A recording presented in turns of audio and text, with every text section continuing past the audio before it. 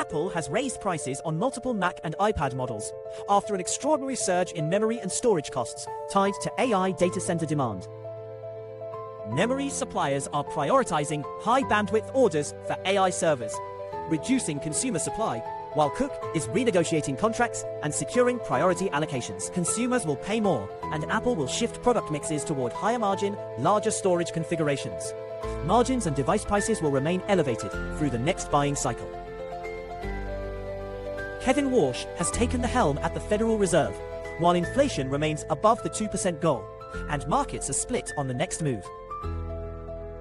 The Fed is focusing on incoming inflation and labor data to decide policy, and Warsh is avoiding firm forward guidance to preserve credibility.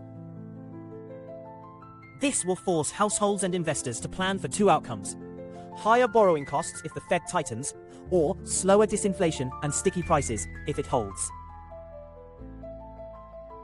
The court has ruled that FIFRA bars state failure to warn claims that would require labels different from EPA-approved labels. Kavanaugh wrote the majority opinion. The conservative majority is protecting regulatory uniformity and companies' reliance interests, while plaintiffs' lawyers and health advocates are pushing back over access to state courts.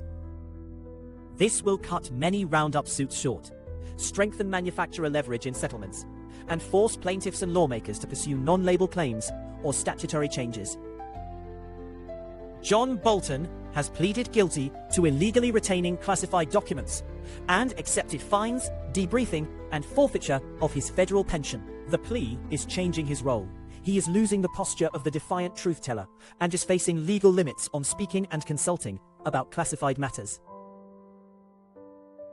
The verdict will force a reckoning in foreign policy circles. His influence will decline, and other former officials will face stricter scrutiny over handling state secrets. Wynne Williams has filed a federal complaint in California, arguing Meta's arbitration order and non-disparagement clause are invalid, and that she signed the severance under financial duress.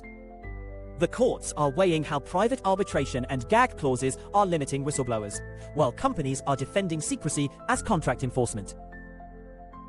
If she wins, courts will make it harder for companies to use severance and arbitration to silence former employees, and will strengthen legal space for whistleblowers.